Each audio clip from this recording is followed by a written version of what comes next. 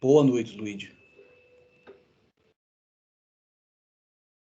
Bom, gente, então, se por acaso vocês vão por gentileza, vão me dando um feedback a respeito da qualidade do áudio, tá? Se estiver baixo, enfim, a qualidade não estiver boa, vocês vão me falando que eu vou tentando aqui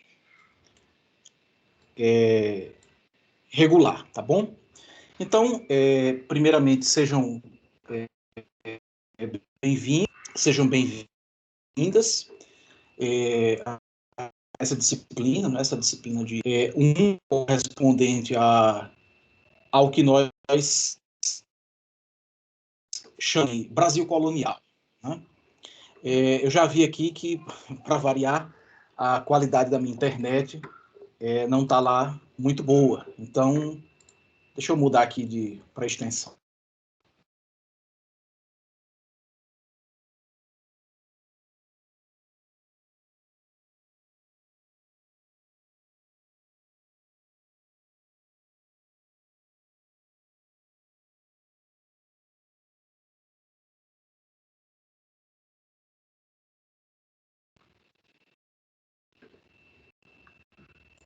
Voltei? Acho que sim, não é? Voltou. Ok. Voltou. Eu mudei aqui para uma outra rede aqui de casa. Bom, gente, isso aqui é um grande desafio, né? Esse formato, todos, acho que a maioria de nós não tem qualidade. Boa noite, Flávio. Não tem a internet com a qualidade necessária, né? Então a gente vai se virando como pode, né? Mas de toda sorte estamos aqui, então sejam todos e todas muito bem-vindos, né? Essa disciplina é a minha disciplina. Primeiramente, vou me apresentar. Eu sou o José Hinaldo Chaves. Podem me chamar de Zé Hinaldo, de Hinaldo, enfim. As pessoas me chamam de fazem muitas composições com o meu nome, né? Mas fiquem muito à vontade com relação a isso. Eu sou professor, então, dessa disciplina de História do Brasil 1. Ela é a minha disciplina de concurso aqui na Universidade de Brasília. Boa noite, Lígia. Então, é uma disciplina cuja área eu realizo pesquisas há alguns anos, né? Então, é meu campo, digamos assim, de conforto, né? Para trabalhar. E, o que não significa, obviamente, que eu sei de tudo ou que não tenho sempre muito a aprender nesse campo. Né? Eu vou explicar, inclusive, por quê. A área de história do Brasil, eu acho que a maioria de vocês, inclusive, são alunos do curso de História. Eu vi que na chamada há 2 alunos das Ciências Sociais, não sei se estão por aí, mas apenas para introduzi-los ao tema, né? A área de História do Brasil colônia, na verdade, esse recorte cronológico que nós habitualmente chamamos de Brasil colonial, ou Brasil colônia, ou História da América Portuguesa, né? Eu já, em outras universidades, ministrei essa disciplina. Oi, Valentina, seja bem-vinda. Eu já ministrei essa disciplina com o nome de História da América Portuguesa, né? Em universidades mais antigas, né, com cursos de história mais antigos, como é o caso da Universidade de Brasília, a gente chama de História do Brasil 1, né, correspondente ao período colonial. Mas há várias nomenclaturas e a gente vai para esse recorte histórico e que nós vamos, é claro, problematizar aqui, porque o próprio nome da disciplina é objeto de reflexão e de problematização, tá? Então, esse é o meu campo como eu disse, de pesquisa, de atuação, né? Aqui na Universidade de Brasília, eu também ministro outras disciplinas, como HSPB, né? A famosa HSPB, História Social e Política do Brasil, que tem um recorte aí, né? Deus e sua obra, de Cabral a isso que a gente está vivendo aí, agora. Enfim, e também ministro, eventualmente, introdução ao estudo da história, né? E EH para outros cursos, não para o curso de história. No semestre passado, eu ministrei uma disciplina que gostei muito de trabalhar com ela, e, a propósito, fiz, inclusive, uma ponte com o Brasil colonial, na verdade, com Goiás colonial, que foi a disciplina de História Regional. Não sei se aqui há algum aluno meu de História Regional, do semestre passado. Essa disciplina eu tenho alternado com o Kellerson, né, com o professor, meu colega de área, Kellerson Costa, Semerene Costa. E trabalhei um pouco ali com a história do Goiás colonial e do Goiás imperial. Né? Aqui, nessa disciplina, a gente vai alargar geograficamente esse recorte, né? Para abarcar aí diferentes espacialidades do que chamamos de Brasil colonial. Né? Então, quer dizer, a primeira lição, então, dessa disciplina é a de que o que nós chamamos de Brasil colonial ou de América portuguesa, seja lá partindo de diferentes correntes historiográficas e interpretativas, né? Mas o que nós chamamos de Brasil colonial, de América portuguesa, é algo muito diferente do Brasil que nós conhecemos hoje. Tá? Então, essa é a primeira leitura. Embora uma abordagem en passant, né, uma abordagem vista meio que de cima, nos dê a impressão de uma tábula rasa aí para uma longa história do Brasil, de 1500 até os dias atuais. É preciso considerar que esses 300 anos aí, entre o 1500 e pouco mais de 300 anos, e o 1822, com a independência, esse período é um período que, do ponto de vista político, geográfico, cultural, econômico, é muito diferente desse Brasil que nós conhecemos hoje. Né? Então, é preciso historicizar e construir, então, uma compreensão específica desse período, que, por sinal, dentro dele próprio, possui uma série de características peculiares. Né? Então, o século XVI é completamente diferente do século XVII, que é completamente diferente do século XVIII. Isso apenas no quesito temporalidades e cronologias clássicas. Né? Então, eu, por exemplo, sou um pesquisador especialista no século XVIII luso-brasileiro. O que é que isso significa? Que a minha versatilidade temática para o século XVI, por exemplo, é limitada. Né? É limitada. Dentro do departamento de História, nós temos bons especialistas no século XVI, como, por exemplo, o professor Luiz César, né? Que é um grande conhecedor da literatura especializada sobre o século XVI português. Eu fico mais para o século XVIII. Como essa é uma disciplina formativa, ampla, né? A gente vai fazer um voo geral, um voo amplo aqui sobre o Brasil colonial. Então, claro, a gente vai ao século XVI, passearemos pelo século XVII e concluiremos ali ao final do século XVIII. Tá? Um voo amplo. Né? Agora, para pesquisas, o meu campo de conforto é o século XVIII. Isso significa não que eu sou apenas um ultra especialista, né? Mas que esse recorte cronológico que nós chamamos de Brasil colonial, ele é um recorte extremamente complexo e com peculiaridades históricas. Né? Então, é preciso perceber essas variações no tempo da colonização portuguesa, né? E basicamente da colonização portuguesa que a gente vai tratar aqui.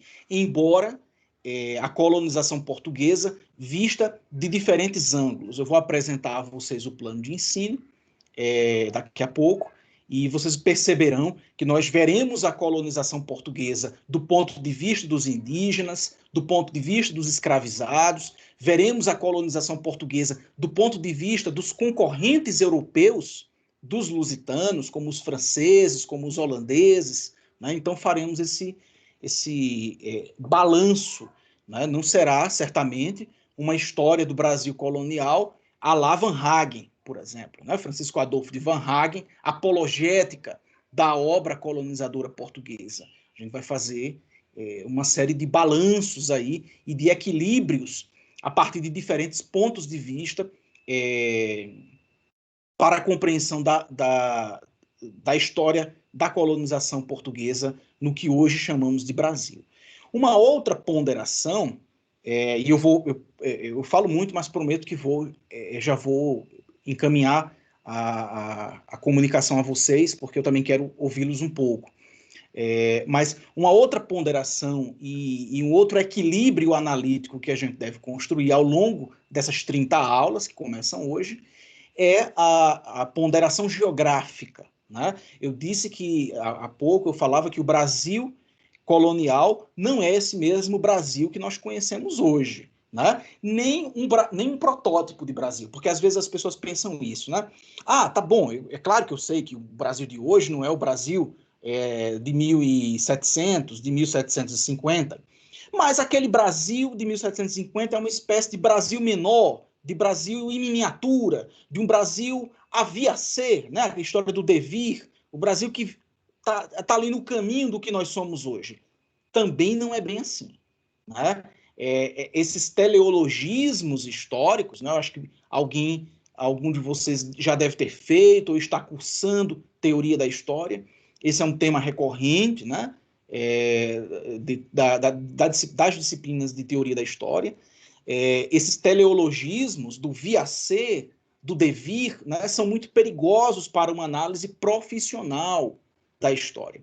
Então, o Brasil colonial não é um Brasil que viria a ser este Brasil de hoje, né? Tampouco é um Brasil menor, menos complexo do que o Brasil. Não. É uma outra realidade histórica a qual devemos compreender em seus próprios termos, né? E aí é onde mora o grande desafio historiográfico da compreensão para o Brasil colonial, né? Quais são os próprios termos das sociedades nativas e luso-brasileiras do período colonial, né? Como é que essas sociedades viviam, como é que essas gentes se organizavam, quais eram os seus conflitos, quais eram os seus dilemas, né? Quais eram as suas idiosincrasias, tudo isso era objeto. Bom, eu espero, não é que ambição, mas eu espero que tudo isso seja objeto desta disciplina e, fundamentalmente, do conjunto bibliográfico que eu escolhi para apresentar a vocês ao longo dessas próximas aulas. Eu falava, apenas para encerrar, da ponderação geográfica, né? O Brasil colonial, o que nós chamamos de Brasil colonial ou de América Portuguesa, possuía uma formatação geográfica muito distinta das linhas do atual Brasil federativo, contemporâneo, né? Que nós conhecemos. Então, para vocês terem uma ideia, eu mostrei isso na disciplina de História Regional, as fronteiras de Pernambuco batiam em Goiás. Então, Pernambuco era vizinho de Goiás no século XVIII. Veja que coisa, né? A Amazônia não fazia parte do Brasil. O que nós chamamos hoje de Amazônia, que no século XVII, no século XVIII, era chamado de Estado do Grão-Pará e Maranhão, né? O nome variou um pouco, mas tratava-se de uma entidade político-administrativa semelhante, não fazia parte do que os portugueses chamavam de Estado do Brasil, né? Porque a América Portuguesa ela era composta por duas entidades político-administrativas distintas, governadas independentemente, com governadores gerais e vice-reis independentes um do outro, que se comunicavam diretamente com Lisboa. Havia o Estado do Brasil na parte leste do continente, né? A leste do Atlântico, né? Vira a costa, portanto, e havia o Estado do Grão-Pará e Maranhão, pegando a porção oeste do continente. O Estado do Brasil pegava ainda, além das capitanias litorâneas, eu vou mostrar isso tudo no mapa no futuro, além das capitanias litorâneas, pegava também as minas de Goiás e do Mato Grosso. Então, pegava ali, entrava um pouco para dentro dos territórios interiores do que chamamos hoje de Brasil Central, enquanto o estado do Grão-Pará e Maranhão pegava essa porção que hoje chamamos de Amazônia, correspondente aos estados do Pará, do Amazonas, do Amapá, né? Chamada no período colonial de Cabo Norte. Né? Então, eram territorialidades portuguesas também diferentes, né? A geografia era diferente nesse momento. Né? Então, é preciso que a gente, ao longo desse semestre, né, é preciso que nós façamos, então, esse exercício aí historiográfico de compreensão das historicidades, né, próprias desse momento. Gente, antes de apresentar o plano de ensino, que já está aqui comigo, né, eu gostaria de pedir uma gentileza a vocês. Essa disciplina ela não tem chamada, tá? Chamada assim clássica, né? Naquele formato clássico que nós conhecemos das aulas presenciais. Mas hoje, excepcionalmente, eu gostaria de fazer eu estou com a lista de presença aqui, de frequência de vocês, né? Nós estamos em 50, comigo 51, é uma turma grande, né?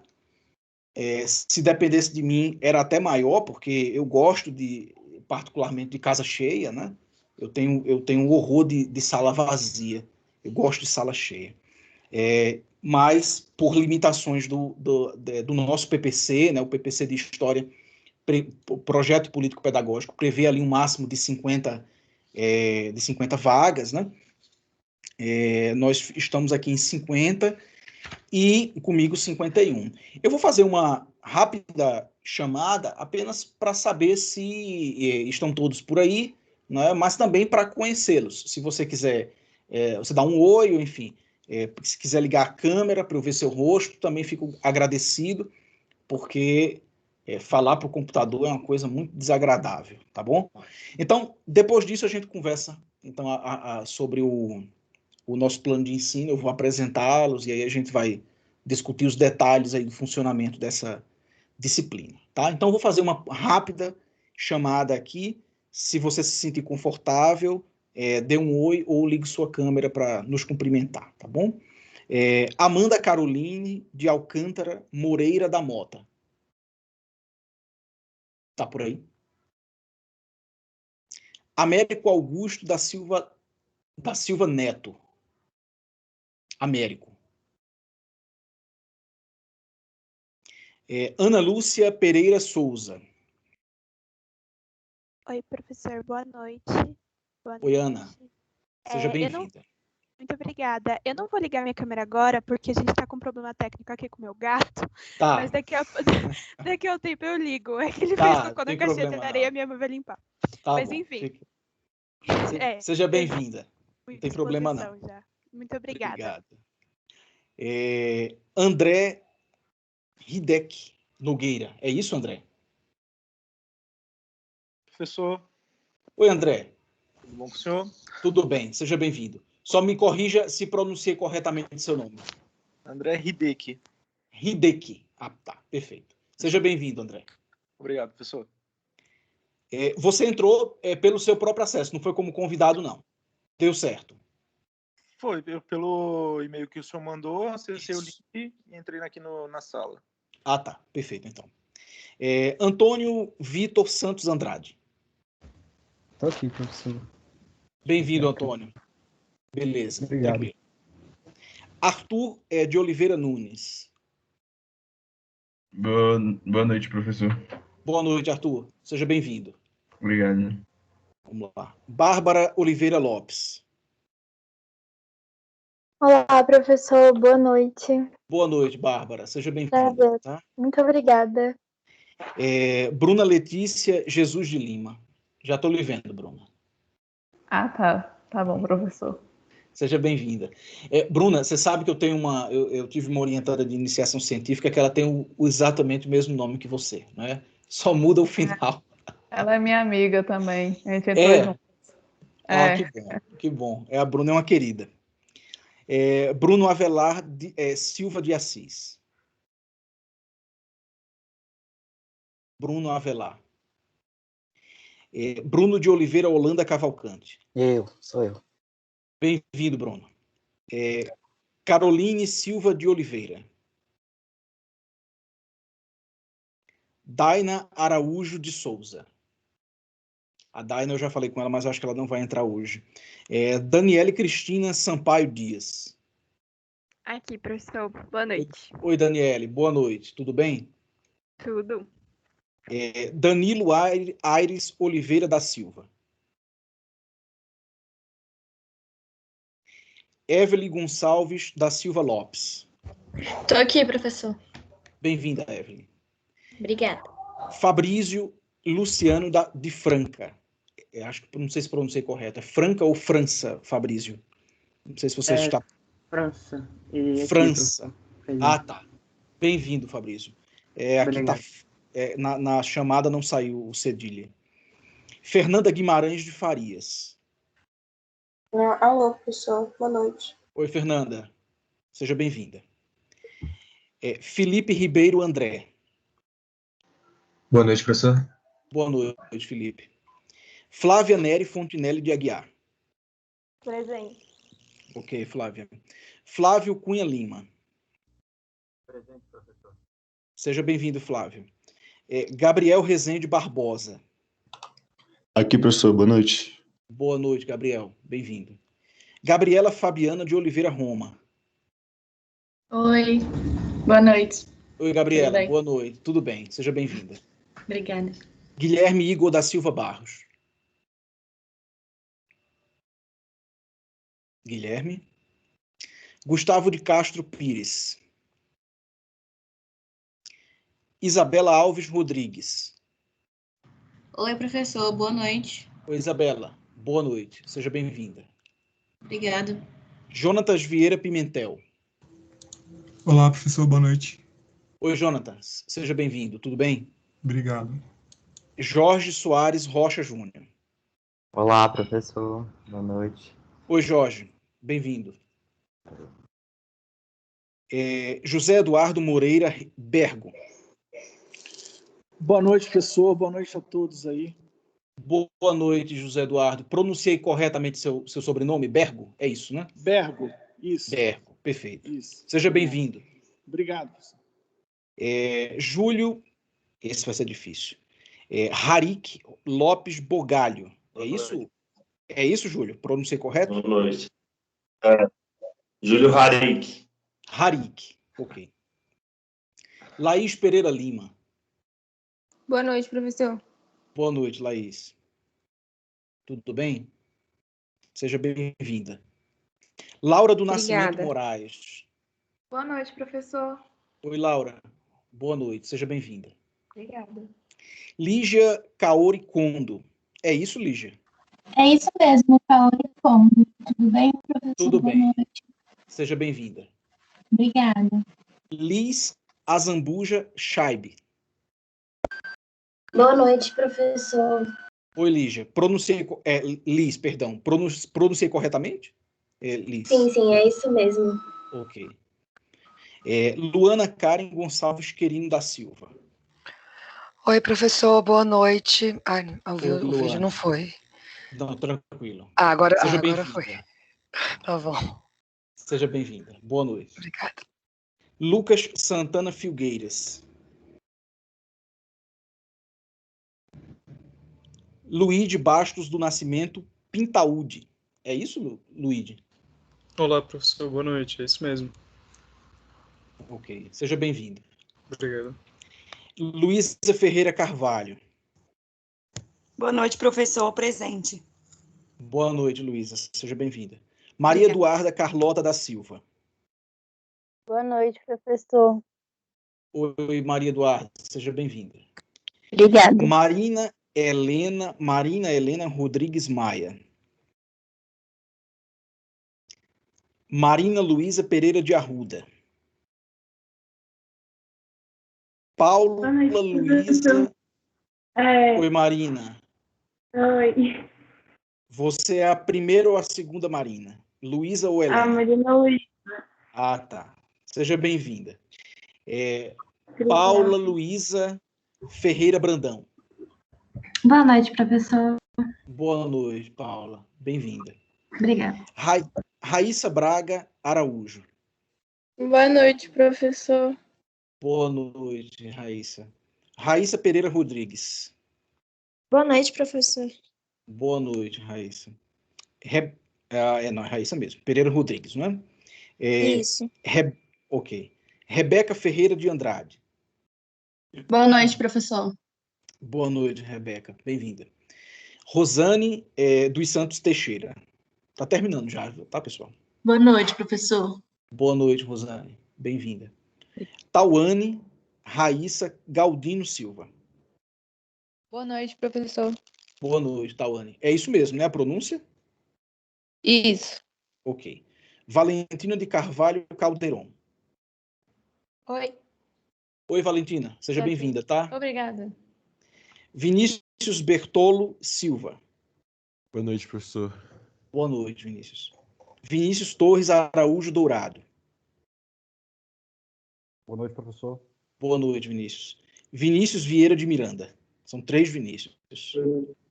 Vinícius Vieira, boa noite. Vieira de Miranda. Prazer, Vinícius. Bom, gente, é isso. 50. Né? Ainda bem que eu não faço chamada todo dia, porque é muita gente. Mas nesse momento é fundamental. Eu gosto muito. Se estivéssemos presencialmente, eu faria questão de conhecê-los também, inclusive porque eu memorizo rapidamente os nomes, eu gosto de saber o nome de vocês. Tem gente com a mão levantada, deixa eu ver aqui. Marina e Danilo. Pois não, Marina?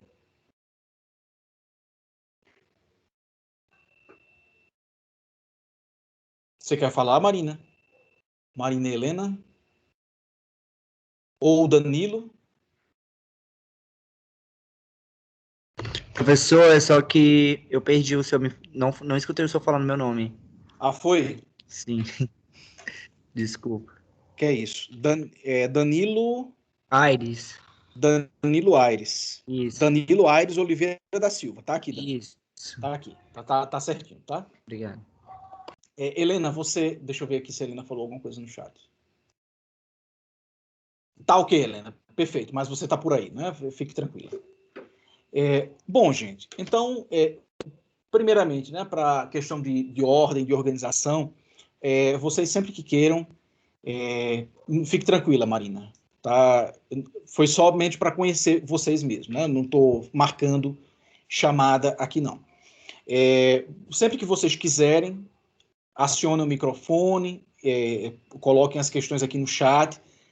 O espaço da aula é absolutamente dialogado, então não se acanhe de me interromper, enfim, a gente vai sempre no sentido de uma conversa mesmo, e aprendendo junto. Então, inclusive, as intervenções de vocês são sempre muito bem-vindas, tá? Bom, feitas as apresentações, né, eu vou ao nosso plano de ensino. Eu postei agora há pouco esse plano de ensino aqui no Teams. Eu não sei se todos já estão familiarizados com o Teams, né, mas havendo alguma dúvida sobre o funcionamento da plataforma, aonde encontrar os textos, aonde encontrar leituras complementares, as fontes que a gente vai utilizar, nós trabalharemos com fontes de pesquisa, né, fontes manuscritas, algumas, outras já impressas, né? Mas se você tiver alguma dificuldade para localizar os materiais dessa disciplina, os links das aulas, enfim, tudo isso, me avise que a gente vai, aos poucos, esclarecendo todas as dúvidas, tá bom? Eu vou compartilhar aqui minha tela. O plano de ensino já está disponível para vocês, tá bom? Ele está eu coloquei se eu não me engano, no canal geral, tá? Aquele canal geral onde eu coloco notícias diversas ligadas à disciplina, avisos, né? Enfim, coloco tudo naquele canal geral.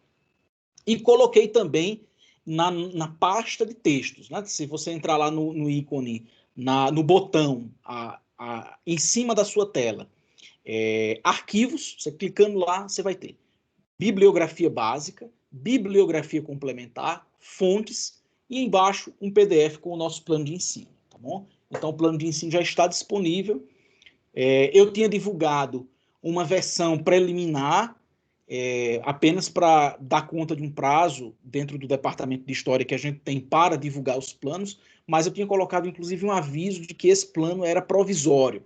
Então, eu fiz várias alterações e terminei essas alterações agora mesmo, agora poucos minutos antes da aula. Eu fiquei, ao longo desses meses, muito na dúvida sobre como construir essa disciplina. Ela não é uma disciplina, eu diria, das mais fáceis, né? Sobretudo porque é uma disciplina muito braçal, né? Por que braçal? Porque nós temos um intervalo de tempo muito curto, né? São apenas 30 aulas, uma disciplina de 60 horas, para dar conta do maior recorte cronológico da história do Brasil, né? Do que a gente chama, en passant, de história do Brasil.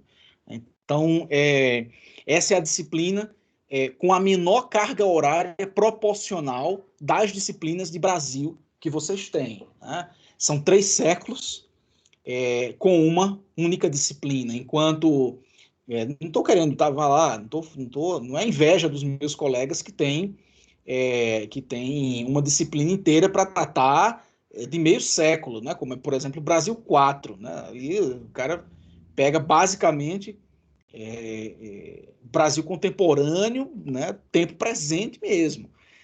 Não é inveja dos meus colegas, né? Pelo menos não uma inveja assim, saudável. Mas, de fato, há uma desproporção na distribuição da carga horária para Brasil colonial, né? Há universidades, por exemplo, como a USP, a Universidade de São Paulo, que desdobra essa disciplina em 2, né? Eles chamam lá Brasil Colonial 1 e Brasil Colonial 2. Quem conhece um pouco o cotidiano pedagógico e administrativo dos departamentos, né, universitários de História e de outras áreas também, sabe que é uma verdadeira guerra para incluir e retirar disciplina de um currículo, né? Então, para o pessoal de Brasil Colônia, isso é meio que uma guerra perdida, né? Então, a gente tem que se virar com o que tem, que são as nossas 60 horas, né? E aí o restante a gente tenta compensar em disciplinas optativas, né? Em História Regional, que eu acho que dá para fazer uma excelente abordagem dentro dos quadros do Goiás colonial, da interiorização, né, da história da interiorização do território, da história das minas, coisas assim. Tá? Bom, então, primeiramente, eu peço licença, eu vou olhar para uma outra tela que eu tenho aqui, que é onde está o meu plano de ensino, que eu estou compartilhando com vocês. Tá? Então, vou deixar de olhar diretamente para a câmera por isso. Então, aqui está as informações gerais, né, do nosso funcionamento. As nossas aulas serão sempre segundas e quartas. Eu vou explicar o porquê disso, mas já antecipo-lhes que teremos aula toda segunda e quarta, com alguns dias, alguns intervalos aí excepcionais, mas via de regra, eu vou dar aula síncrona toda segunda e quarta, tá? O primeiro motivo dessa escolha é porque eu acredito que nós já enfrentamos aquele primeiro semestre de experimentação com o remoto emergencial, né? Então, de alguma forma, a gente já sabe mais ou menos como lidar com tudo isso aqui, embora, enfim, nossas estratégias ainda estejam em construção, mas eu acho que já podemos voltar a uma dinâmica de aulas síncronas 2 vezes a semana, como teríamos nas nossas disciplinas presenciais, tá? Mas o motivo fundamental para essa escolha não é apenas esse, né? No semestre passado, eu dei aula toda semana, mas apenas uma vez. Um dia de aula eu fazia atividades síncronas com a aula remota, na outra eu fazia atividades assíncronas. Neste semestre, isso não tem condições de acontecer nessa disciplina. Né? O primeiro motivo disso é essa dimensão extravagante dos conteúdos de Brasil 1. Eu preciso encontrar com vocês 2 vezes na semana para conseguir dar conta do material a ser estudado, né? Para conseguir, eu não tinha como tá bom, isso pode ser uma perspectiva quantitativista, né? da história, mas eu não saberia fazer esse curso garantindo a qualidade que ele precisa ter, porque trata-se de uma matéria formativa extremamente relevante para a formação de vocês como historiadores e como historiadoras. Eu não saberia fazer isso em menos de 30 encontros presenciais, remotos, né, síncronos, digamos assim. Né? Eu preciso ter esse tempo para conversar com vocês e discutir os materiais. Daqui a pouco eu falo sobre a presença de vocês nas aulas, tá? Ela não será uma presença que renderá falta caso vocês não estejam. Tá? Eu não posso, nesse contexto, diante da sua ausência, tacar-lhe uma falta como se eu estivesse numa aula presencial. Mas eu estarei, tá? E a aula vai estar gravada. Caso você não possa assistir de maneira ao vivo, né? Caso você não possa estar presente ao vivo, você pode ver depois. Né? Agora, eu estarei aqui discutindo os textos, enfim, e apresentando os conteúdos segunda e quarta. Quando isso não acontecer, eu aviso. Inclusive, já está previsto variações dessa regra, né, tá? No nosso plano de curso, né, que daqui a pouco eu mostro melhor. Eu presto atendimento, além dos horários das aulas, todas as quartas, tá? Hoje não aconteceu, porque, enfim, a gente não se conhecia ainda, mas todas as quartas, entre as 19 e as 20h30, eu estou por aqui para tirar dúvidas. Então, se você quiser aparecer, manda uma mensagem aqui no chat, eu vou estar disponível, estou aqui trabalhando, fazendo minhas coisas, e aí, se você quiser, a gente faz uma chamada de vídeo e eu esclareço dúvidas, tanto de procedimentos da disciplina, quanto de conteúdos, tá? Então, todas as quartas, antes da aula, eu estou por aqui. Fiquem à vontade. Se quiserem agendar, é até mais interessante, né? Se ocorrer de eu não estar, o que é difícil, mas pode ser que aconteça, se eu for previamente avisado que você quer uma reunião comigo, eu certamente não me esquecerei. A ementa Todos estão vendo a tela compartilhada? Primeiro, eu acabei de quando perguntei isso. Sim, professor. Sim, professor. Estão vendo? Okay. Sim. Essa aqui é a nossa ementa, né? Portanto, é a ementa constante no plano do plano pedagógico, né? No projeto, pedagógico do curso. Eu não tenho autonomia para modificá-la, vocês sabem disso, mas eu posso, a partir dela, construir o meu plano de ensino.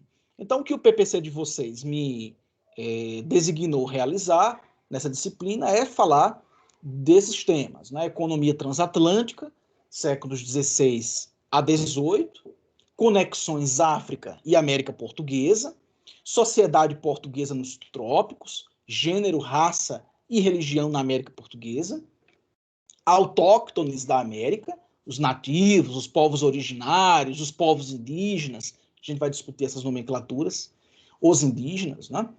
Política e administração na América Portuguesa, redes clientelares e colonização. Então, esses são os temas gerais, a partir dos quais eu construo, então, o meu plano de ensino que apresento a vocês agora.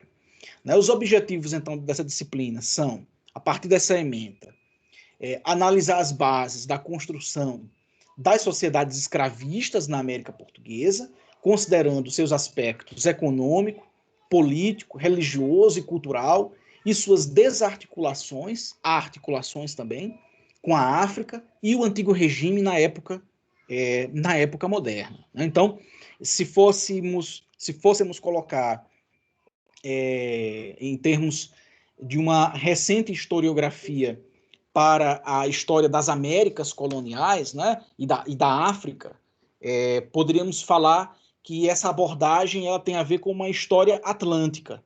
Né? Então, é uma abordagem atlântica do problema das colonizações no Novo Mundo e no Atlântico, de um modo geral. Por isso que muitos têm chamado essa leitura de uma história atlântica, uma história conectada, né, que conecta, então, os diferentes espaços por onde as colonizações europeias da época moderna se locomoveram. E os choques, né, os conflitos, os acordos, as negociações que esses processos de colonização desengataram em diferentes espacialidades, em diferentes territorialidades e também em diferentes temporalidades, entre os séculos XVI e XVIII. Né? Eu poderia, não será objeto dessa disciplina, infelizmente, mas eu poderia estender essa conexão atlântica para o Índico, por exemplo, né? E pensar as conexões existentes entre a Praça do Rio de Janeiro, a Praça Mercantil da Bahia, né? E os panos da Índia, né? Os panos que vinham, a seda chinesa, né? Que era comercializada por negociantes portugueses e luso-brasileiros. Então, esse circuito transoceânico que conectava as diferentes partes do mundo, né, hoje tem sido denominado por muitos historiadores de uma história, tem sido visto, né, sob o prisma de uma história conectada, né, para alguns uma história atlântica, mas que é o prisma que a gente vai adotar aqui, mas eu já advirto-lhes que o horizonte é ainda mais amplo, pode chegar ao Índico, né? Pode chegar ao Pacífico, né? Pode chegar também ao Pacífico, as rotas, por exemplo, que conectavam a Praça do Rio de Janeiro à Prata de Potosí, né? Então, e daí iam para a Índia, iam para a China, iam para o Mar do Japão, conexões, de fato, os portugueses nessa época estavam no mundo, né? Então, essa ideia que muitas vezes a gente tem do período colonial ou da época moderna como um momento de tráfego ou de trânsito limitado, ela deve ser relativizada, né? Apesar da navegação à vela, ou na verdade com a navegação à vela, nesse momento o mundo está se conhecendo, né? É uma época de conhecimento do mundo, né? Claro, um conhecimento baseado em diferentes etnocentrismos, em uma carga de depreciação étnica muito forte, principalmente da parte dos europeus, mas não apenas, tá? Não apenas. Há um estranhamento, ao mesmo tempo que há um encontro, né? Um encontro aí naquela chave, não sei se alguém aqui já teve História da América, já viu História da América 1, né? Naquela chave do Gruzinski, há um encontro aqui, mas também há muito desencontro, né? Há muito desencontro entre esses mundos aí diferentes que estão se conectando. Então, esse é o primeiro objetivo, analisar as bases da construção dessas sociedades escravistas. Depois eu vou dizer por que esse adjetivo tão marcante, sociedades escravistas, né? São sociedades escravistas. Aqui, o termo, inclusive, pode ser colocado como um adjetivo, porque trata-se de uma característica fundamental dessas sociedades. Compreender as interações, as negociações e os protagonismos perpetrados por seus principais agentes, tratando em especial de senhores de terras, de religiosos, negociantes e servidores da coroa, mas também de africanos e de seus descendentes, de indígenas e da imensa população livre e pobre, que havia no Brasil colonial, né? O Brasil colonial não era apenas... essa é uma leitura que a gente vai desconstruir ao longo dessas aulas, mas o Brasil colonial não foi apenas uma grande lavoura escravista, tá? Então, embora a escravidão seja uma marca indelével dessas sociedades, né? Mas houve outras formas de trabalho, outros tipos de regime laboral no Brasil colonial. Se vocês estiverem escutando uns gritos aí ao fundo, não sei se está dando para ouvir, mas são as minhas filhas, tá? Elas ainda estão pela casa, e aí, enfim, não tem como impedir, tá bom? Mas, enfim, essa sociedade, embora escravista, ela era muito mais dinâmica, complexa e variada do que aquela clássica imagem de uma grande lavoura açucareira, tá? A própria vida nos engenhos era muito mais complexa do que aquela representação que a gente acha muito nos livros didáticos, né? E em uma certa memória visual do país, de um senhor de engenho deitado numa rede, sendo abanado por escravos. A vida colonial, inclusive das elites, não era bem assim, tá? Enfim, há muito que ser discutido nesse tocante, e a gente vai fazer isso ao longo dessas aulas. Por fim, o terceiro objetivo é problematizar os principais motes interpretativos acerca da sociedade e economia coloniais na América Portuguesa, e as interfaces com a didática da história e o ensino de história. O Brasil colonial, né, ele é um terreno fértil tem sido nos últimos 30 anos, mais ou menos, um terreno fértil para a historiografia brasileira. Né? Não é porque eu venho dessa área, mas sem querer fazer uma defesa aqui da minha própria sardinha, né? Mas esse campo de pesquisa hoje, o campo da história do Brasil colonial, da América Portuguesa, é um dos campos mais dinâmicos da historiografia do país. Né? Então, inclusive, é um dos campos mais internacionalizados. Né? Os historiadores e as historiadoras do Brasil colonial são alguns dos historiadores mais lidos brasileiros fora do Brasil. Né? Ao passo que redes de pesquisa sobre o Brasil e as Américas coloniais, as experiências de colonização nas Américas e em outros lugares do mundo, tem feito com que a historiografia brasileira nesse campo se internacionalize muito. Então, é uma historiografia muito internacionalizada. Né?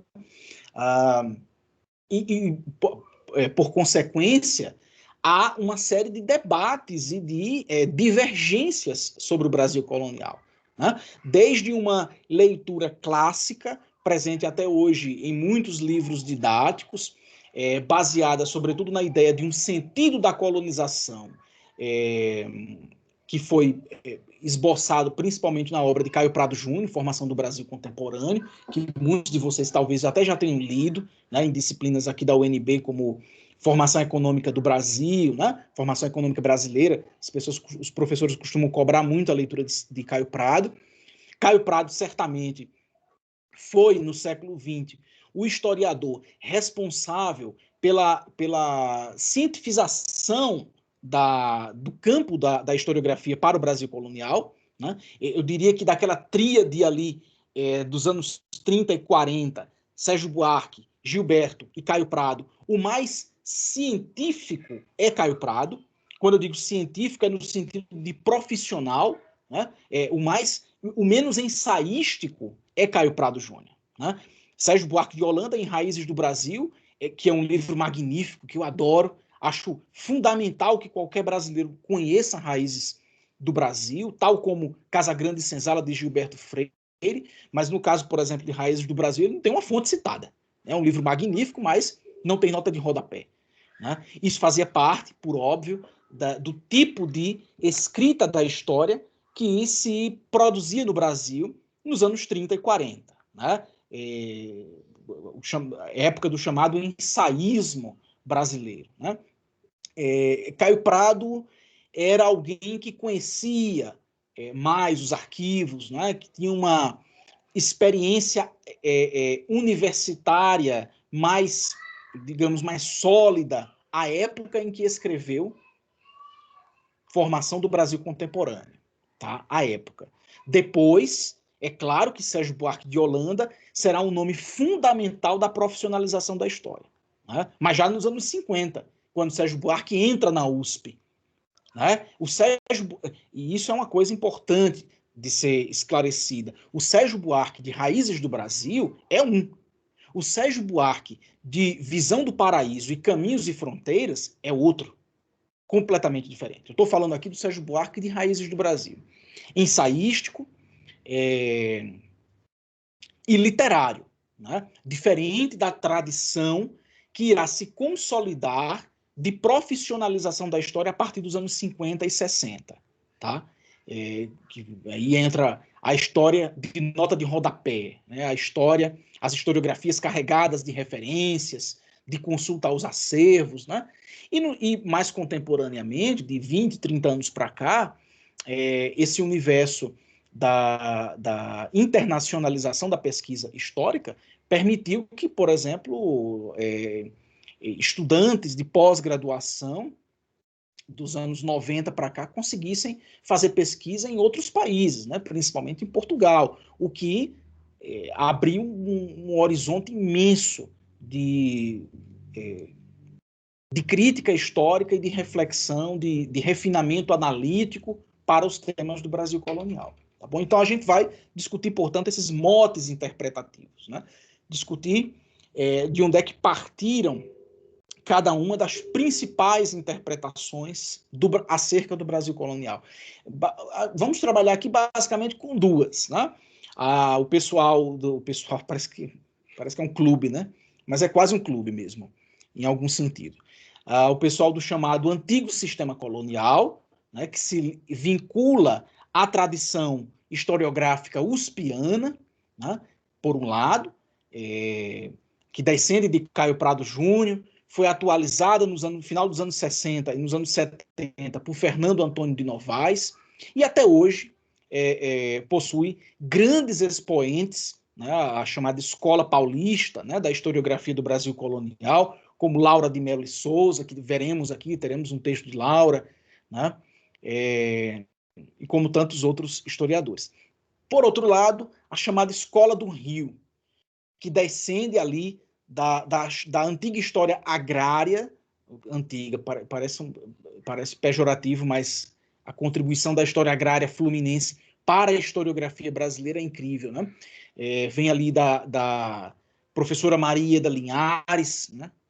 Do professor Ciro Flamarion Cardoso, todos ligados à Universidade Federal Fluminense, depois também a UFRJ deu contribuições imensas, né? Formando o que nós conhecemos na historiografia como Escola do Rio, né? Que trouxe uma outra abordagem e que chega aos dias atuais a partir da atuação de um grupo de pesquisas sediado na Universidade Federal do Rio de Janeiro, intitulado O Antigo Regime nos Trópicos, que inclusive é título de um livro de 2001, que está fazendo 20 anos, a coletânea O Antigo Regime nos Trópicos. Não está por aqui, mas eu escolhi 2 textos deles também para a gente ler. Tá? Então, são esses os 3 objetivos principais, né? O nosso conteúdo programático. Eu escolhi 10 temas que me parecem centrais, tá? 10 temas. Esses 10 temas, eu não vou ler individualmente cada um deles, né? Vocês podem ver isso depois, mas é importante que vocês estejam sempre atentos ao plano de ensino e a esses 10 temas, porque as atividades, sobretudo a atividade 3 e 4, as atividades 3 e 4, que eu vou explicar daqui a pouco, elas têm relação direta com esses temas. E o conjunto da bibliografia básica é articulado a partir dos 10 temas, tá? Do conteúdo programático. Nossa metodologia, enfim, será por meio das nossas aulas síncronas, tá? Como eu disse, 2 encontros semanais. Quando ocorrer da gente não se encontrar em algum dia, eu vou avisar previamente, apesar de que já está tudo colocado já no nosso plano de ensino, tá bom? Leiam depois esse plano com muita atenção, tá bom, gente? Eu não vou me ater aos detalhes, às minúcias dele. Sobre a nossa avaliação, como é que ela vai ser feita? Nós faremos 4 atividades, tá bom? Por que tantas? Poderia ser apenas 2 provas, ou algo assim, né? Pelo seguinte, eu não tenho como fazer controle de frequência de vocês, né? Não há possibilidade nesse regime aqui, remoto emergencial, de fazer controle de frequência, também não acho produtivo, né?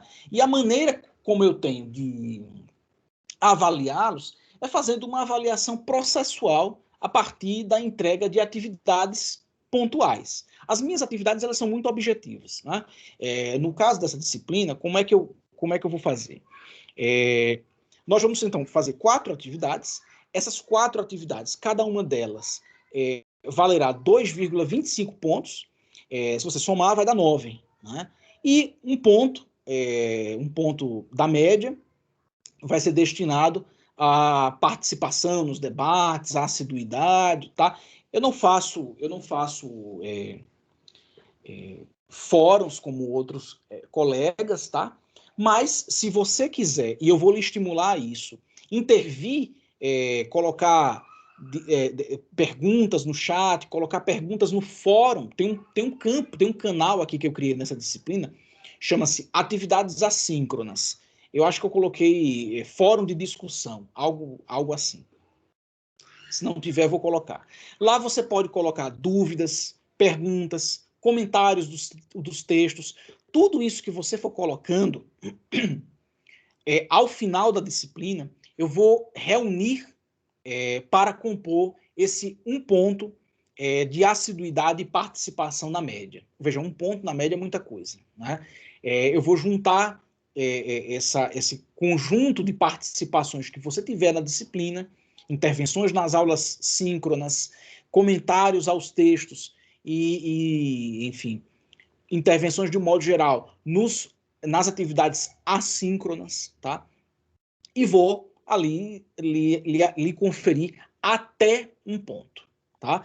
Também vou considerar, dentro desse um ponto, né, da nota de participação, a qualidade formal dos seus trabalhos, tá bom? Do que você entregou, a pontualidade, né? A pontualidade dos trabalhos que você entregou, tudo isso vai ser contado, tá bom? Então, a avaliação será processual, orientando-se pela aplicação de estudos dirigidos, elaboração discente de testes orais, vou explicar isso, não se assuste. Prova didática, gravação de áudio e entrega de plano de aula versando sobre tema indicado da disciplina. Eventualmente, poderá integrar a avaliação a cobrança de resenhas críticas de filmes, séries televisivas e documentários. Esse aqui eu não vou dar muita prioridade a isso, não. As datas e formatos de aplicação e entrega, bem como as especificações de cada atividade, serão previamente esclarecidas por meio das plataformas digitais durante os encontros virtuais. Doravante, suas disposições gerais encontram-se neste plano de ensino. Então, vamos lá. Olha só como será o cálculo da média final, tá bom? N1, 90%, 9 pontos, portanto, da média final. Será atribuída a partir da entrega de 4 atividades com datas predefinidas no cronograma deste plano de ensino. Cada atividade valerá 2,25 pontos na soma de N1, totalizando 9 pontos. N2, 10% da média, portanto, 1 ponto dos 10 pontos, será atribuída à participação nas discussões em sala de aula, síncronas, no fórum do ambiente virtual, assíncrono, bem como a assiduidade das entregas e qualidade formal das atividades avaliativas. Eu não vou cobrar de você, não é fichamento, eu não cobro fichamento, não é também seminário, nem é ficha de leitura. Eu não faço essas coisas porque simplesmente eu não tenho tempo de corrigir. E se eu não tenho tempo de corrigir, eu prefiro não passar. Tá? Então, trocando em miúdos, são 2 estudos dirigidos que vocês deverão fazer, tá? Meus estudos dirigidos são da seguinte forma: eu coloco ali 3 ou 4 questões para vocês responderem. Questões objetivas, pontuais a partir da leitura do texto. Disserte sobre isto, a partir do texto tal, disserte sobre aquilo, e assim. 3, no máximo, 4 questões, tá bom? No máximo 4. Entre 3 e 4, vocês dissertam e me entregam pelo Teams em datas que já estão aqui pré-definidas, tá bom? Então, serão 4 atividades. 2 delas serão nesse formato estudo dirigido. 3 ou 4 questões me entregam as respostas, tá bom? O que é cobrado nesses estudos dirigidos? Basicamente, a leitura dos textos, tá? Então, é isso fundamentalmente que eu irei observar se vocês leram os textos e se fizeram uma articulação analítica, qualitativa, com as aulas e com o que a gente está discutindo, tá bom? Então, é basicamente isso. No formato de uma prova, que eu estou chamando aqui de estudo dirigido, mas é uma prova, tá? Uma prova que vocês podem fazer em casa, com a consulta dos seus materiais, né? E com um tempo confortável para fazer. Eu não coloco assim, passo hoje a prova e amanhã você tem que entregar. Não. Eu dou uma semana, às vezes 2, para que você, de fato, leia os textos e consiga extrair deles o máximo de informação e de compreensão. E havendo dúvidas, como eu disse, estou sempre à disposição para saná-las, tá bom? As outras 2 atividades serão compostas de um plano de aula, que eu gostaria que vocês elaborassem, e eu vou dar o modelo desse plano de aula. Eu imagino que boa parte de vocês deve estar na licenciatura, e eu quero, com essa turma, enfrentar algo que me cobram e que eu cobro dos outros há muitos anos, né? Que é a desconexão entre o que se ensina na universidade e o que chega às escolas. Eu fico sempre muito na dúvida, na hora de montar um curso como esse, um curso de formação, esse não é um curso introdutório, né? É um curso realmente de aprofundamento num determinado conteúdo. Eu sempre fico...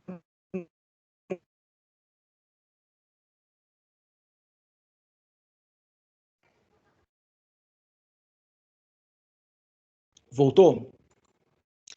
Então, eu estava falando sobre as 2 últimas atividades. As 2 primeiras serão estudos dirigidos.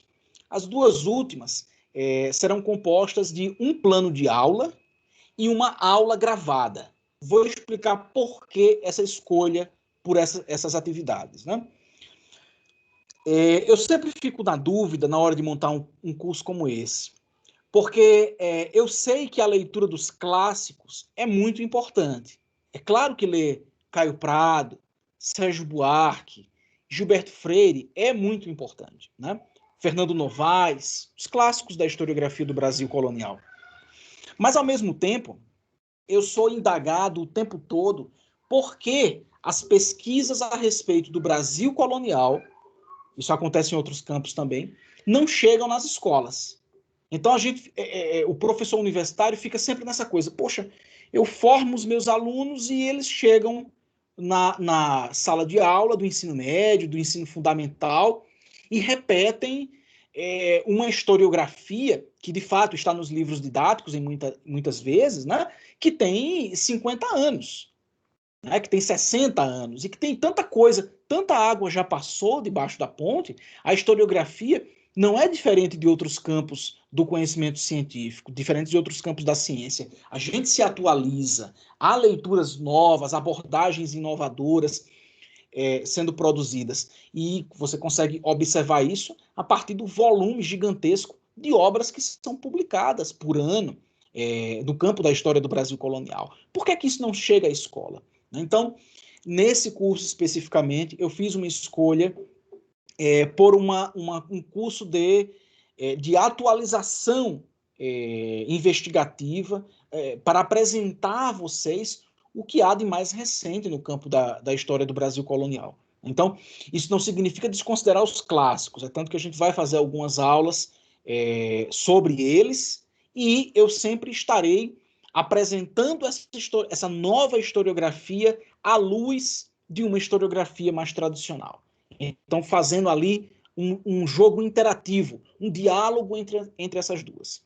Os motivos da crítica, da historiografia recente, né? Se ela era procedente, se ela não era, a gente vai estar o tempo todo fazendo esse exercício, mas o foco é que vocês saiam dessa disciplina, vocês concluam este curso com um know-how no campo da história do Brasil colonial, atualizado e pronto a ser aplicado dentro de uma sala de aula do ensino médio ou do ensino fundamental 2, tá? Então, essa é a ideia, né? Se você vê ali no livro didático uma informação que você que a historiografia considera desatualizada, o meu objetivo é que você tenha condições, plena condição, de perceber essa desatualização e trabalhar na atualização desse conhecimento histórico dentro da sua sala de aula, da sua futura sala de aula. Então é por isso que nós vamos elaborar aqui, junto com o meu apoio, com o apoio dos monitores, que ainda não estão selecionados, mas eu acho que na próxima aula vocês já saberão quem serão, né? Nós vamos montar um plano de ensino, tá? Um plano de aula, melhor dizendo, vamos montar um plano de aula, isso é individual, tá? Eu não gosto de trabalho em grupo, cada um faz o seu, cada um de vocês vai montar o seu plano de aula, essa é a terceira atividade, e cada um de vocês vai gravar uma aula em formato de áudio. Eu não quero vídeo, não precisa ser vídeo, né? Até para não pesar muito os arquivos. Uma aula de até 30 minutos. Eu vou dar as coordenadas disso tudo, tá bom? Uma aula de até 30 minutos. Tem gente que chama de podcast, né? Eu chamo de prova didática mesmo, prova oral, tá? Então, na verdade, é uma aula. Eu gostaria que você escolhesse um desses 10 temas, um só, né? E fizesse um plano de aula em cima desse tema e um áudio comentando esse tema, à luz da historiografia que será indicada, tá bom?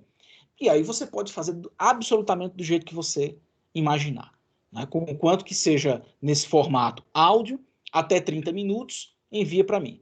Pode, enfim, pode usar da sua criatividade para montar uma aula como se você estivesse ministrando esse conteúdo para o ensino médio. Eu coloquei o nível de ensino, o ensino médio, tá bom? Então, uma aula para o ensino médio com um conteúdo desse. Essas serão, então, as nossas 4 atividades. Ao longo do curso, eu vou falando mais de cada uma delas, tá bom? Tem algumas informações aqui que depois eu peço que vocês leiam atentamente, tá? Por exemplo, sobre a norma culta, tá? Nos trabalhos escritos, isso aqui é importante, né? A produção escrita de suas atividades deve ser realizada obedecendo à norma culta, tá? Considero como critério de avaliação a organização e qualidade formal do manuscrito. Inclusive, isso está lá na pontuação, naquele 1 ponto. A qualidade do conteúdo eu vou analisar na pontuação específica, 2,25 para cada atividade. Mas a qualidade formal eu vou analisar dentro daquela pontuação de até 1 ponto, tá bom?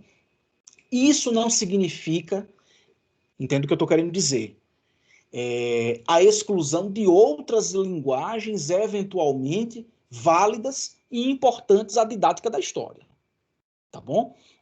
No seu plano de curso, no seu plano de aula, perdão, no seu trabalho escrito, no seu estudo dirigido, é claro que é preferível o uso da norma culta. Na verdade, é exigido o uso da norma culta, né?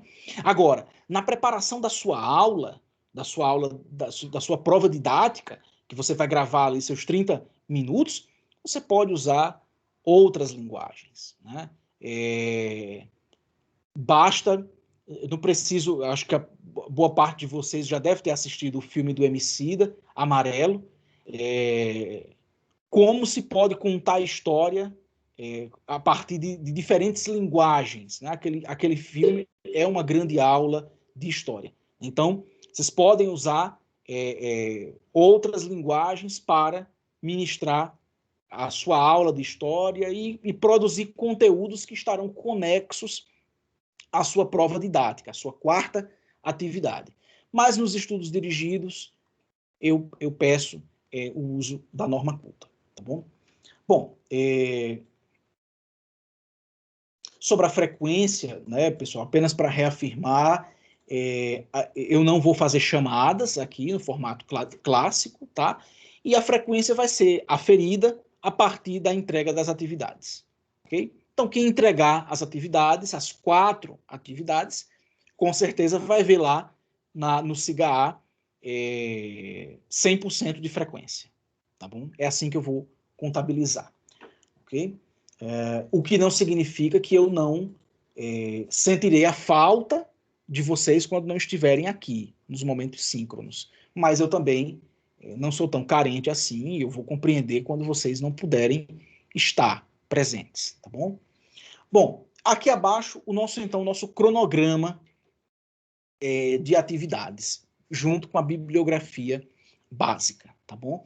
Logo em seguida tem a bibliografia complementar, que eu fiz, inclusive, um acréscimo substantivo quando comparado à bibliografia complementar da última vez que eu ministrei essa disciplina, tá? Os 2 textos da próxima aula, de quarta-feira, já estão disponíveis aqui no Teams, tá? Inclusive, eu gostaria de agradecer ao Flávio por ter organizado a paginação do texto de Russell Wood. Eu fiz essa digitalização tão às pressas no sábado, que veio toda trocada, né?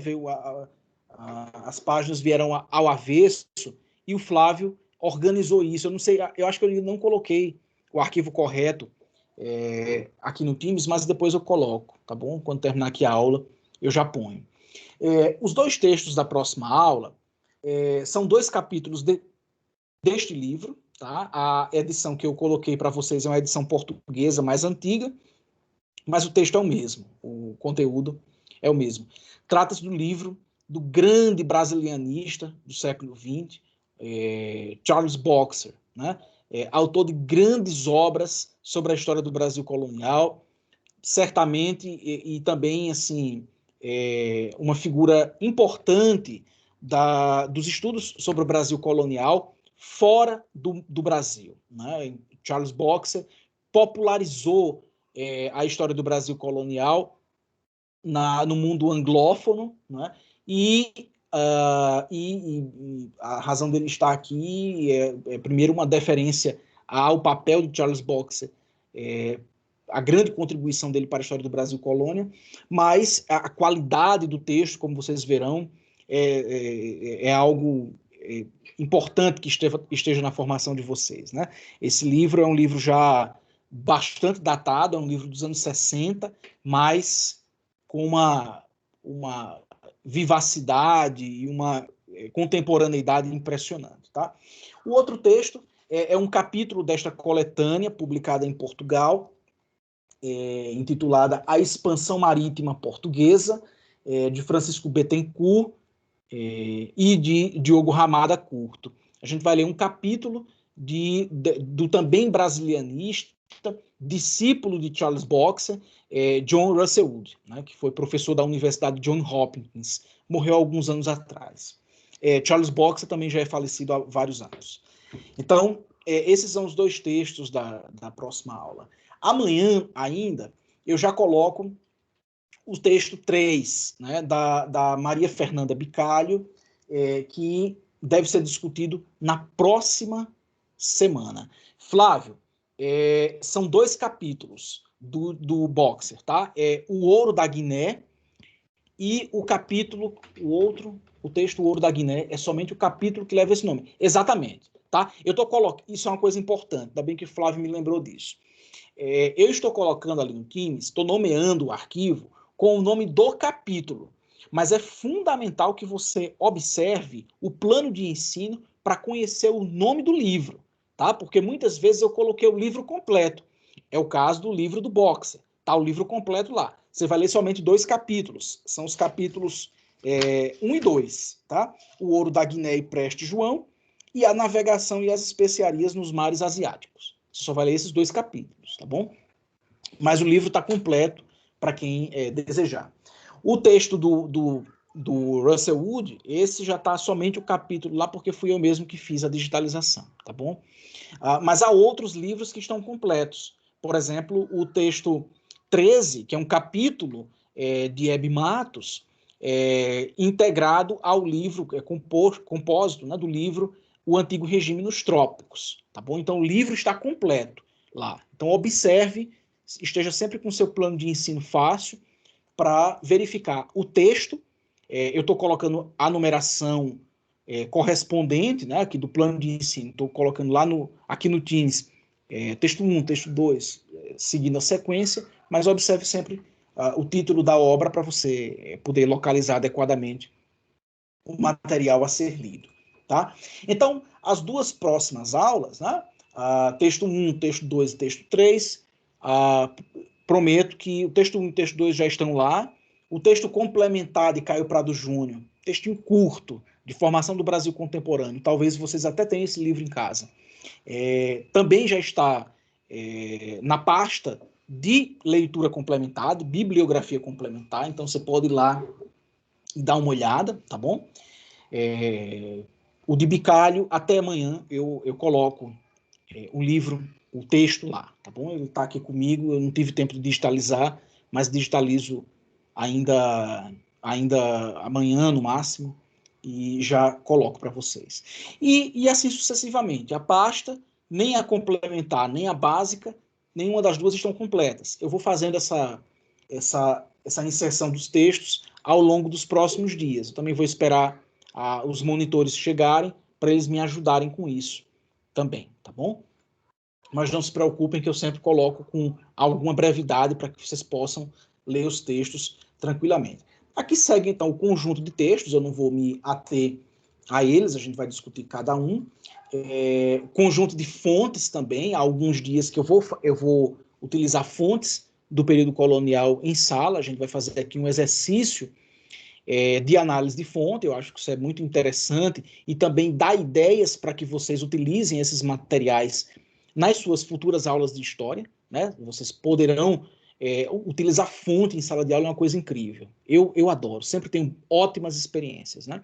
Por exemplo, esses dias eu utilizei, numa aula que ministrei, uma fonte sobre uma peste de varíola que acometeu a cidade de Belém no século XVIII. Uma coisa incrível, como um recorte geográfico e temporal tão distante, você encontra semelhanças na desgraça humana, né? Uma peste semelhante a essa que estamos vivendo, só que localizada, né? Naquele momento a dimensão de globalidade era muito menor do que hoje nós temos, embora houvesse, mas era muito menor, não havia redes sociais, então uma peste que podia devastar uma cidade, as pessoas achavam que aquilo ali, e de fato era para eles, né? Não apenas achavam, era uma coisa absolutamente extranatural, né? O sobrenatural. Tá? Então a gente vai fazer esse exercício de fonte aqui. Bom, as datas, olha só para vocês terem uma ideia de como isso vai ficar no nosso plano de ensino. As datas de entrega das nossas atividades. Aqui, no dia 17 de março,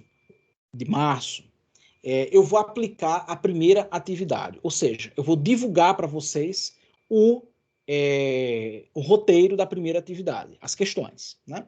Vocês vão ter, então, alguns dias e vão devolver essa primeira atividade aqui, ó, no dia 31 de março. É isso? No dia 31 de março. Inclusive, nesse dia 31, não haverá aula, porque eu deixei esse espaço reservado para que vocês produzissem a atividade, tá bom? Dia 31 de março, é ali na semana da Páscoa, mais ou menos, ou uma semana depois da Páscoa, uma coisa assim. A gente não vai ter aula e vocês vão ter esse horário da aula destinado para a realização da atividade. Ao final, até 23 horas e 59 minutos, vocês poderão entregar a atividade aqui pelo Teams, tá bom? Essa é a primeira atividade. Então, aplicação dia 17, entrega dia 31. E assim vamos para a segunda atividade, por exemplo. Ela será aplicada no dia 19 de abril, tá? 19 de abril. E a entrega está prevista para o dia 5 de maio. 19 de abril e 5 de maio, a entrega, tá bom? Da segunda atividade. A terceira e a quarta, vocês vão entregar combinadas, vão entregar juntas no dia 10 de maio, no encerramento da nossa disciplina. Vocês vão entregar, então, o plano de aula, tá? O discente deverá produzir um plano de aula simulado referente ao tema escolhido para a prova didática, que é a quarta atividade. O plano de aula poderá conter materiais complementares, isso é opcional, mas é claro, tudo que você acrescentar será calculado na sua nota. Materiais complementares como apresentação em PowerPoint, músicas, podcasts, cinemateca, iconografia, bibliografia. Indicações, né? Não precisa me mandar o arquivo, você manda a indicação. No caso de um filme, por exemplo. Né? No PowerPoint, aí, se você quiser me mandar um PowerPoint produzido, se eu fosse ministrar essa aula, eu utilizaria esse PowerPoint. Você me manda. Tá? O professor fornecerá o modelo de plano de aula. A atividade deverá ser entregue pelo Teams. Tá? E a quarta atividade, a prova didática, aula gravada. Gravar áudio de prova didática, aula para ensino médio, com até 30 minutos, abordando um dos temas do conteúdo programático, que, claro, também será tema do seu plano de aula. O plano que você fizer, você vai, então, a partir dele, montar a sua aula. Tá certo? Isso tudo será entregue no dia 5. Claro que eu sugiro que não deixe para a última hora, já vá pensando nos temas, já vá fazendo as leituras, vá pedindo ajuda, peça ajuda ao professor, aos monitores, né? A partir da semana que vem a gente vai tê-los aqui conosco, tá bom? Então, essas são as nossas 4, portanto, atividades. 2 estudos dirigidos, um plano de aula e uma aula gravada, tá bom? Os temas eu copiei eles aqui também, tá bom? Quando nós tivermos os nossos monitores, né, já estiverem acertados, e, enfim, vocês poderão consultá-los. Eles já fizeram, claro, a disciplina Brasil 1, poderão ajudá-los na construção do seu plano de aula, ajudá-los na gravação da sua aula, na montagem da sua aula, tá certo? Enfim, é isso, gente. Basicamente, esse é o nosso plano. Aqui tem uma bibliografia complementar. Como eu disse, é um plano extenso, longo, mas eu não saberia fazê-lo de outra maneira, porque essa disciplina, de fato, é uma disciplina muito desafiadora por tudo isso que eu expliquei aqui, né? Trata-se de um conteúdo inserido ali dentro de um recorte cronológico gigantesco, com diferentes problemáticas ligadas a diacronias, a temporalidades próprias, mas também a espacialidades próprias, né? Então, a lavoura canavieira do Nordeste colonial tinha uma formatação social, política e econômica amplamente diferente das áreas da mineração, por exemplo, né? Das Minas Gerais, das Minas de Goiás, das Minas do Mato Grosso. Ao passo que esse Brasil mineiro, né, minerador do século XVIII, também será muito diferente da Amazônia, do Vale Amazônico, né, do Vale Amazônico, com suas populações indígenas, com as suas populações de desertores, de fugitivos, né, de escravizados, enfim, havia muita variedade nessas sociedades coloniais. Então, por isso, a quantidade aí extensa de textos, de fato, vocês terão que, nessa disciplina, ler bastante, são 31 textos, tá? Que nós vamos discutir exaustivamente aqui. Eu faço questão de todos os textos que eu escolho, que eles sejam discutidos em sala de aula. Então, para cada um desses materiais que eu sugiro para vocês, eu vou vir aqui, conversar com vocês a respeito deles, né?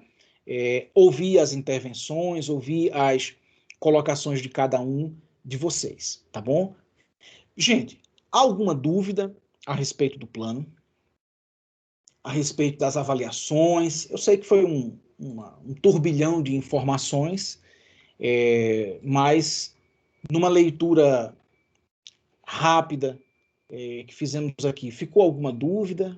Vocês querem fazer algum comentário, alguma intervenção? Professor, posso só perguntar uma coisa? Claro, pois não, Bruna. Bruna, né? Isso. Pois não. Eu desliguei a câmera porque eu estava um pouco cansada, mas não estava dormindo não, viu? Não, eu sei, claro. Só nesse podcast que tem que gravar, tem que ter algum tipo de edição, alguma coisa assim, ou pode ser só, né, Vral 30 minutos falando e tá tudo certo? Tá tudo certo, tá? Gravação do celular, pode colocar ali para gravar. Só se você puder, quem não souber fazer, puder pedir auxílio para alguém que saiba, Só assim, tentar colocar isso num arquivo que não fique muito grande, tá bom? Num arquivo que não fique muito pesado. Mas não precisa de edição, só precisa que o áudio seja... que tenha uma qualidade razoável, tá bom? Mas não se incomodem de editar o material, tá bom? Pode ser algo realmente artesanal, simples mesmo. Aliás, como eu faria, eu também não tenho, eu particularmente não tenho competência técnica nenhuma para fazer. Se estivesse no lugar de vocês, faria uma coisa bem simples mesmo, tá bom? Ah, tá bom, professor, obrigada. Nada. Mais alguma dúvida, gente? Professor, eu fiquei com dúvida ali só a respeito quando você falou que a gente vai trabalhar com fontes. É que eu nunca trabalhei assim, eu sempre trabalhei só com textos, nunca com fontes. Tem alguma diferença, assim, que a gente nunca trabalhou assim? A gente vai trabalhar, Daniele, com fontes do período colonial, ou seja, com materiais, com manuscritos, produzidos ali no período colonial. Essa é uma tentativa de aproximar vocês do universo da pesquisa. Eu sei que nem todos aqui terão interesse e disposição para entrar no campo da história do Brasil colonial para fazer pesquisa.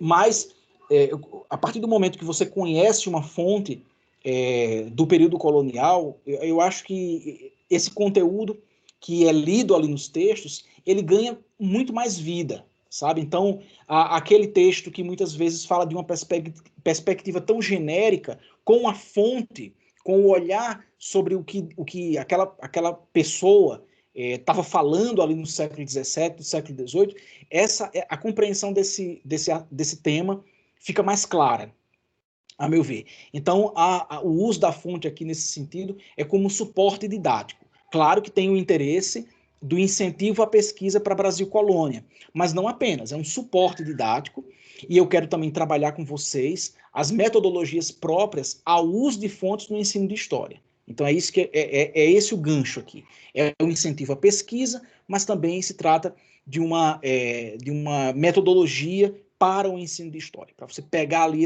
essa fonte do período colonial e trabalhar com seus alunos no ensino médio, né? Eles vão ver que por trás do que dizem os historiadores, tem muita gente ali, tem carne e osso, né? A fonte, ela tem essa potencialidade explicativa. Ela não fala por si, claro. Vocês já tiveram IEH, vocês sabem disso.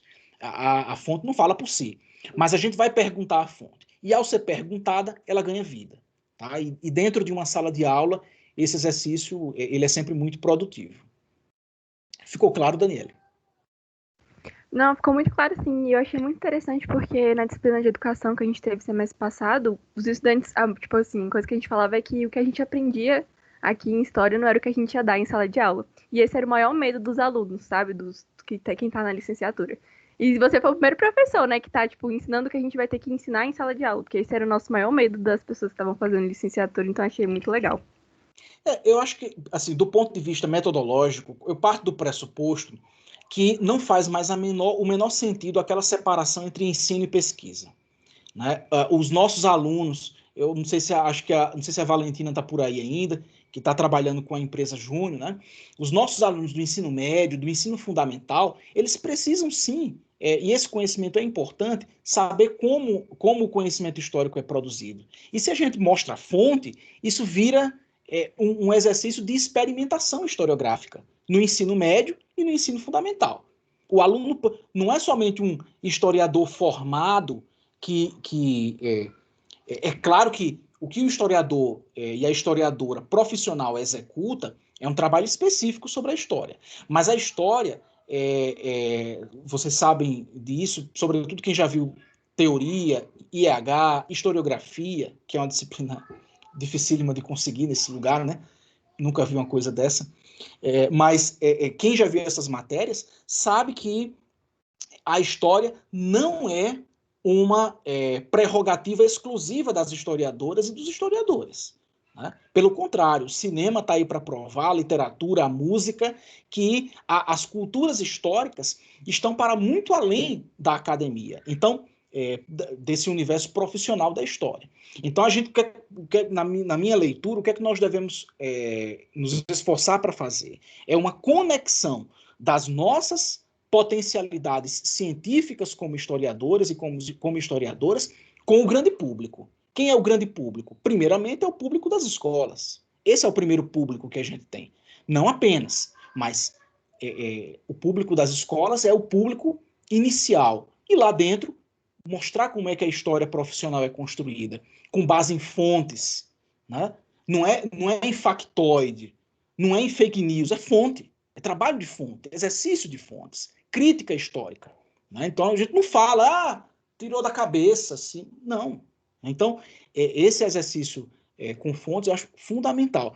E vocês precisam, de fato, sair dessa disciplina tendo ciência e com o pleno desenvolvimento dessa competência, que vem com o tempo, mas aqui é uma iniciação importante, né? Sobre como utilizar esse conhecimento científico em sala de aula e como aproximá-lo do seu aluno. Né? É esse o objetivo aqui. Eu vou fazer isso com vocês, pretendo fazer, e espero que vocês no futuro façam isso com os seus alunos, né? Com os seus alunos e com os diferentes públicos com os quais vocês irão se comunicar. Não apenas alunos, não apenas a sala de aula, né? O historiador não está restrito apenas à sala de aula. Embora seja o nosso terreno mais confortável. Mais alguma dúvida, gente? Estão esclarecidos? Pois não. Oi. Eu queria fazer uma pergunta com relação ao plano de aula.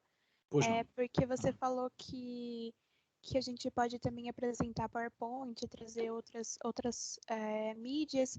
Eu não entendi se a gente vai apresentar o plano de aula ou entregar. Foi só essa a minha dúvida. Tá, Ana. Vocês vão apenas entregar o plano de aula. Eu vou fornecer um modelo e vocês irão preencher esse modelo com os dados, com o conteúdo que lhes aprouver. Tá? Agora, junto do plano de aula, você pode entregar materiais complementares que operacionalizam o plano de aula. Então, por exemplo, se no seu plano de aula está previsto o uso de PowerPoint, você elabora o seu PowerPoint e me entrega também. Tá? Se no seu plano de aula está previsto a utilização de uma música, eu não sei por que eu não coloquei aqui, mas todo mundo que dá aula de Brasil colonial usa aquela música do Chico Buarque, sobre os portugueses, uma música muito bonita, inclusive, do Chico Buarque e de um compositor português chamado Rui alguma coisa, esqueci o nome. Se você for utilizar a música, coloca ali no Word a letra da música e entrega junto como anexo. Então, tudo que você for utilizar no seu plano de aula, você pode me entregar junto com ele anexado, tá bom? Então a música, a letra da música, a indicação de um filme. Não, eu quero trabalhar um filme. Você me diz qual é o filme. Fado Tropical. Exatamente, Luiz. Por sinal, se quiserem escutar depois da aula, se ainda tiverem saco, do Rui Guerra. Exatamente. Do Rui Guerra. Há vários vídeos no YouTube em que o Chico canta com o Rui Guerra essa canção belíssima, que é uma boa canção para se trabalhar em uma aula de história do Brasil colonial. Uma excelente canção, por sinal. Tá? Então, isso vai vir como materiais complementares, anexos do seu plano de aula. Você vai propor alguma coisa. Então, o que você for propor, se você me apresentar também, isso vai contar ali no conjunto da sua aula, tá? Mas eu posso entregar só o plano? Pode entregar só o plano. Agora, se você, por exemplo, esboça ali uma determinada atividade, não, eu vou fazer isso, isso e isso na minha aula, e não me mostra o que é que você vai fazer, eu vou ficar com uma pulga atrás da orelha. Poxa, mas a ideia é até boa, mas como é que ele vai colocar isso em prática? Cadê Eu quero trabalhar eu vou dar aula sobre a economia açucareira. E eu quero utilizar a iconografia, o paisagismo de Franz Post, do século XVII. Que, não sei se tem algum pernambucano aqui, Pernambuco, né, o Recife, tem um verdadeiro orgulho nacional, mas eminentemente pernambucano, que é o Instituto Ricardo Brenan, que hospeda hoje, né, que possui a guarda de várias telas pintadas pelo Frans Post, que foi um pintor holandês, né, que esteve no Brasil no século XVII e compôs o que para alguns especialistas é a primeira pintura de paisagem das Américas. Né? Aquelas imagens da vida dos escravizados, das lavouras de cana. Você pode utilizar... Eu vou utilizar essa iconografia do Frans Post, do Eckhout, na minha aula para o ensino médio. Não é? Enfim, você me mostra isso, me fala e manda ali manda a imagem, né, o arquivo JPEG da imagem, né, manda um PDF, manda a música no Word, enfim, use de sua criatividade. Ficou claro, Ana? Mas o plano digamos assim, o plano é o documento principal. O que você vai entregar além são anexos, são complementares que iluminam o plano. Mas o plano é o documento fundamental. Se você me entregar apenas ele, eu vou lhe atribuir uma nota. Com certeza. Entendi, Ficou professor. Ficou claro. Okay. Muito obrigada. Perfeito. Mais alguma dúvida, gente? Estão todos esclarecidos? Então, com a indicação aí do Luigi e do Vinícius, né, da música Fado Tropical, é porque não dá tempo, senão a gente escutar. Mas quando puderem, escuta. Eu vou depois colocar aqui no Teams, tá bom? Para vocês ouvirem. Eu me despeço de todos, de todas. Agradeço a vocês pela paciência, tá bom? E até quarta-feira. Quarta-feira a gente se encontra de novo. Quando possível, deem uma olhadinha no plano, com detalhes. E ficando alguma outra dúvida, me escrevam, tá bom? Eu estou à disposição de vocês. Um grande abraço, pessoal. Até mais. Obrigada, professor. Boa noite. Boa noite. Obrigada, Tchau, professor. Obrigada. Boa noite. Boa noite. Tchau, Até professor. quarta. Tchau, tchau. Boa noite. Boa noite, professor. Boa noite.